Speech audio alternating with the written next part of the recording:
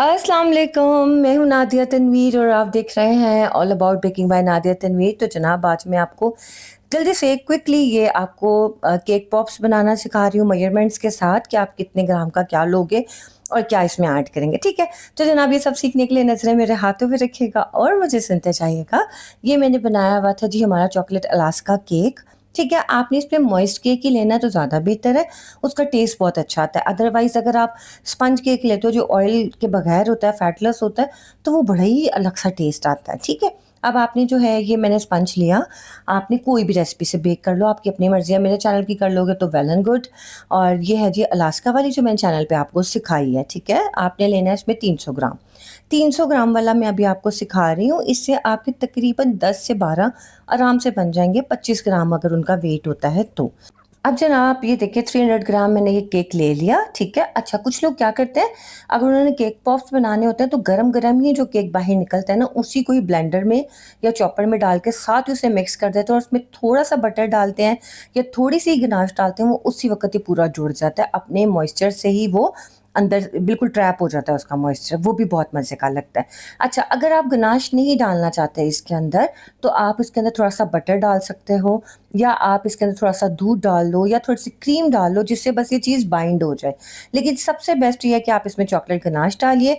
अच्छा, chocolate ganache जो आपने इसमें डालनी है 2 और 1 की रेशो से डालनी है। उससे क्या होता है, ये थोड़े से स्टिफ हो जाते हैं, जुड़ जाते हैं। आजकल के मौसम के बारे में बात कर रही हूँ, अगर सर्दियों में आप बनाओ तो फिर 1 और 1 की रेशो से, यानी कि 100 ग्राम चॉकलेट 100 ग्राम क्रीम के साथ जो गनाश बनी होगी वो डालनी है। लेकिन आजकल जैसे गर्मियाँ हैं तो आपने 200 ग्राम चॉकलेट और 100 ग्राम क्रीम वाली जो गनाश होगी वो आपने डालना है। हाथों की वजह से हाथ मेरे साफ सुथरे थे, जी हाँ। तो हम मैंने जो है इसको पूरा हमने क्रम्बल कर दिया है, यानी कि इसके क्रम्स बना दिए। अब इसके अंदर मैं डालूंगी गनाश। गनाश मेरी बनी हुई थी 2 और 1 की रेशियो से, मेल्टेड फॉर्म में होनी चाहिए। और आप इसमें डालोगे 70 ग्राम। 300 चॉकलेट वाला जो केक होगा उसके अंदर आप डालोगे 70 ग्राम क्या कहते हैं, गनाश। अच्छा, अगर आपने वनीला के पफ्स बनाने हैं तो वनीला के अंदर आप बटर ही डालो तो बेहतर है। आप वाइट गनाश डाल सकते हो, उसमें थोड़ी सी वाइट चॉकलेट मेल्ट करके डाल सकते हो आप, या वाइट गनाश किसी भी रेशो से बनी हो वो थोड़ी सी जाएगी बिल्कुल। तो आप उसमें वनीला के पफ्स भी बना सकते हो। चॉकलेट में आप इस तरह से बनाते हो, ज़रा चॉकलेटी फ्लेवर आता है। बस आपने इसको अच्छे से मिक्स कर लेना है और इसको आपने साइड पे रख देना। अच्छा जनाब, मैंने आपको आपको थंबनेल पे जो आप देख रहे होगे, मैंने कहा जी स्टॉल के लिए जो अहम टिप्स हैं सुने। सबसे पहली बात, स्टॉल्स के लिए आपने ऐसी चीज़ें बनानी है जो 2 दिन भी पड़ी रहें तो आपको टेंशन ना होगी यार नहीं बिकेंगी तो क्या होगा। अव्वल तो स्टॉल्स जब भी आप लगाएं, प्लीज़ इस चीज़ को ज़रा मद्देनज़र रखें कि स्टॉल्स लगाने का मतलब होता है मार्केटिंग स्ट्रैटेजी होती है। आपने अर्निंग पर्पज़ के लिए स्टॉल नहीं लगाना होता, ये बात हमेशा याद रखिएगा।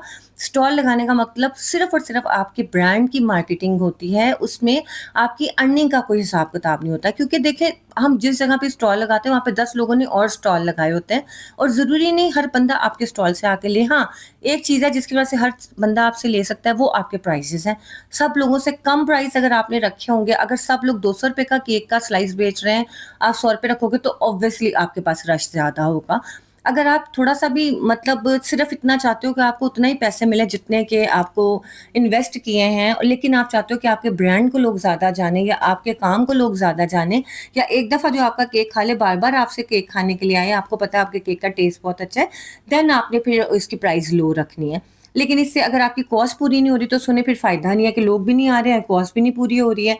लेकिन मैंने तो देखा कि मैं किसी स्टॉल पे जाऊँ या मैं किसी फेस्टिवल पे जाऊँ, वहाँ पे स्टॉल्स लगे हों तो मैं सबसे ज़्यादा वहीं पे जाना पसंद करूँगी जहाँ पे रेट कम हो। ठीक है? हमारी एक साइकी है ना, हमारी मेंटालिटी है कि थोड़ा सस्ता देख लेते हैं, क्योंकि हम लोग हर चीज़ ट्राई करना चाह रहे होते हैं। तो प्राइसेस मुनासिब रख के आप अपनी ब्रांड की मार्केटिंग ज़्यादा करते हो। ठीक है? अब ये देखिए जनाब, मैंने ये बॉल्स बना लिए हैं। बातों-बातों में ये भी सुनते जाएँ साथ-साथ कि मैंने ये जो बॉल बनाया है, स्टैंडर्ड साइज़ इसका होता है 25 ग्राम। आपने ये लिया अमेज़ा, उसका बॉल बना लिया। अगर आपने ये बड़े बनेंगे, बड़े साइज़ के मुनासिब से। अच्छा, अगर आप थोड़े छोटे बनाना चाह रहे हो, बच्चों की पार्टी है, 15 ग्राम आप ले लोगे। स्पंज जो होगा ना, इसका जो अमेज़ा है वो 15 ग्राम लोगे। कोटिंग के बाद उसका तकरीबन 18-19 ग्राम के करीब वज़न चला जाता है। अच्छा जी, अब आपने स्टॉल में क्या चीज़ें रखनी है, ब्राउनीज़ रखनी हैं, आपने केक सिकल्स रख लो, इसमें केक पॉप्स रख लो, इसके बाद आप फज केक रख लो जो ख़राब नहीं होता, 2 दिन भी पड़ा रहे तो उसने मेल्ट नहीं होना, ख़राब नहीं होना। कैरेट केक रखो आप, आलमंड केक रखो, ड्राई चीज़ें रखो। कप केक्स भी अगर रखने हैं तो कप केक आप बना के घर से ले आओ, फ्रॉस्टिंग बेशक उस वक़्त आप कर लो, अपना बीटर साथ रखो, फ्रेश आप उनकी फ्रॉस्टिंग करके दो या थोड़ा-सा आप लोगों को इन्वॉल्व करो, उससे क्या होता है लोग अट्रैक्ट होते हैं, ठीक है? अब देखिए मैंने वीडियो भी आगे चलानी होती है और आपको टिप्स भी बेतहाशा देनी होती है।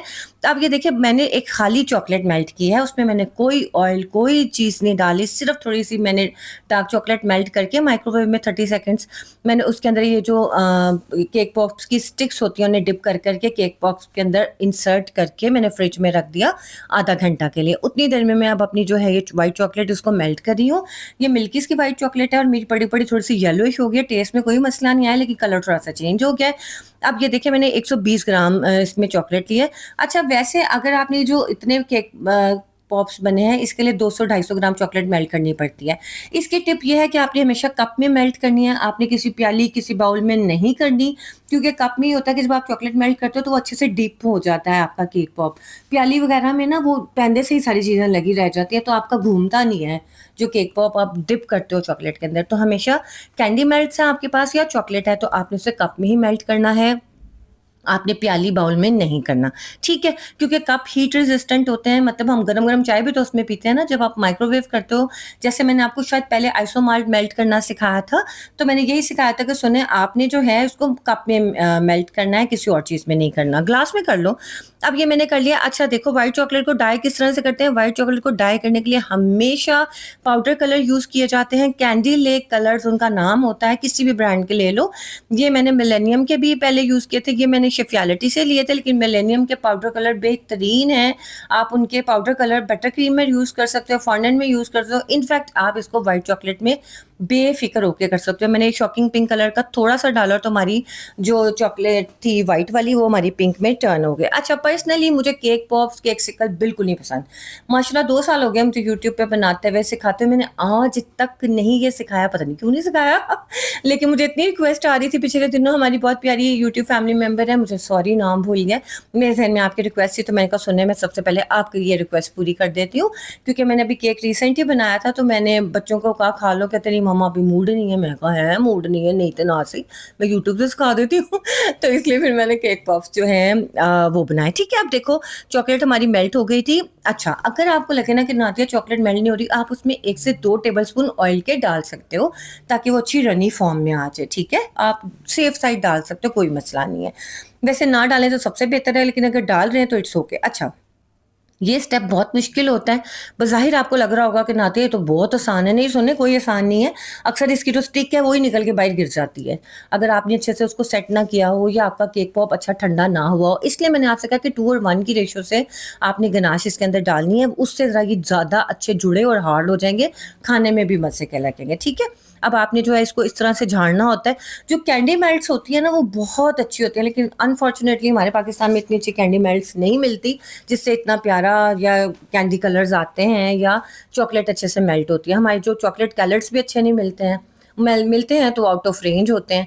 अब ये देखिए मैंने डार्क चॉकलेट को भी इसी तरह मेल्ट किया था, मैंने माइक्रोवेव किया 30 सेकंड्स के लिए। अगर आप बेन मेरी यानी कि आप डबल बॉयलर पे मेल्ट कर रहे हो तो आपने कोशिश करनी है कि जो आपके बर्तन का पैंदा है वो गर्म पानी के साथ ना टच हो, सिर्फ आपका स्टीम में ही चॉकलेट मेल्ट हो, क्योंकि जैसे ही ज़्यादा हीट लगती है चॉकलेट को वो मतलब वो क्या होता है स्क्वीज़ हो क्या मैं बोलूँ ख़राब हो जाती है, जुड़ जाती है, खोया सी बन जाती है। लेकिन उसको भी ठीक करने का तरीका होता है कि उसके अंदर आप चिल्ड क्रीम डालो तो वो ठीक हो जाती है, लेकिन ऑब्वियसली हमने यहाँ पे क्रीम तो नहीं डालनी, हमें सिर्फ चॉकलेट ही चाहिए। तो आप इसमें 1 से 2 टेबलस्पून ऑयल का डालोगे, किसी भी ऑयल का, वेजिटेबल ऑयल का, मगर ये नहीं है कि बहुत ज़्यादा ही डालते हैं, फिर वो जुड़ेगा नहीं, मतलब चिप करेगा आपके हाथ पे।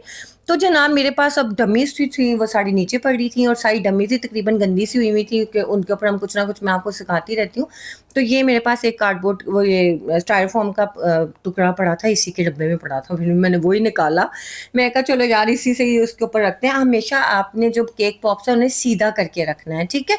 उल्टा करके रखोगे वो प्लेट के साथ ही चिपक जाएगा।